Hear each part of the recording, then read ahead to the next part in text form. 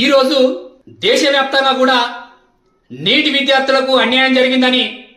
యువజన కాంగ్రెస్ ఆధ్వర్యంలో పార్లమెంటు ఢిల్లీ నడి ఒడ్డున పార్లమెంటు ముట్టడి పెట్టడం జరిగింది. శాంతియుతంగా విద్యార్థులకు అన్యాయం జరిగిందని దేశవ్యాప్తంగా కూడా 23 లక్షల మంది విద్యార్థులు అనేక నెలల నుంచి రేయి పగలు నిద్రలేని రాత్రులు గడుపుతూ వాళ్ళు డాక్టర్లు కావాలనే ఒకే ఒక లక్ష్యంతో వారి తల్లిదండ్రులు కూలీ నాలు చేసి అనేక ఇబ్బందులు పడి లక్షల రూపాయలు కోచింగ్ సెంటర్లకు గడితే ఇవాళ ఆ విద్యార్థుల జీవితాలతోటి వాళ్ళ భవిష్యత్తుతోటి ఆడుకున్న ఈ మోడీ ప్రభుత్వం వివిధ రాష్ట్రాలలో లీకులు చేసి లక్షల రూపాయలకు ఆ పేపర్ అమ్ముకొని వారి జీవితాలను మట్టుకొట్టిందని, వారికి అన్యాయం జరిగిందని, వాళ్ళకు న్యాయం కోసం ఇవాళ యువజన కాంగ్రెస్ దేశ నడి ఒడ్డున శాంతియుతంగా ఉద్యమం చేస్తుంటే వారిని వివిధ రాష్ట్రాల నుంచి వచ్చిన విద్యార్థులను, యువకులను, యువతులను దొరికినట్టు విషక్త రహితంగా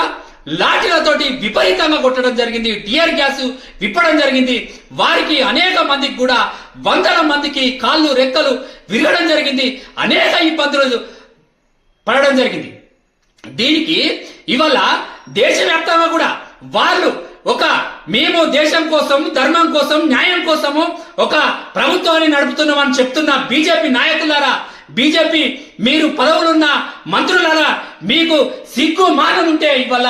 విద్యార్థులను కొడుతుంటే, యువకులను కొడుతుంటే, మీ పదవులను లగ్జరీగా గత నెల అయితే లేదు మీరు ఈ ప్రభుత్వానికి మళ్ళా ఫామ్ చేసి నెలలు కాకముందే విద్యార్థుల మీద, యువకుల మీద లాఠీలు గురిపిస్తే ఈ యువకులందరూ కూడా మీరు ఆలోచన చేయాలి, మరొకసారి పునరాలోచన చేయాలి. ఎందుకంటే ఈ రాక్షస పాలనను అంతమందించే వరకు కూడా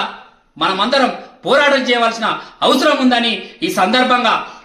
విద్యార్థులకు కానీ, యువకులకు కానీ, యువతులకు కానీ విజ్ఞప్తి చేస్తూ బీజేపీ ప్రభుత్వానికి కానీ, బీజేపీ నాయకులకు కానీ దీని లాఠీ చార్జికి తప్పకుండా యువజన కాంగ్రెస్ పై లాఠీ చార్జికి విద్యార్థుల పైన, యువకుల పైన, యువతుల పైన లాఠీ చార్జికి తగిన మూల్యం చెల్లిస్తారని ఈ సందర్భంగా బీజేపీ ప్రభుత్వాన్ని, బీజేపీ నాయకులను హెచ్చరిస్తున్నాం.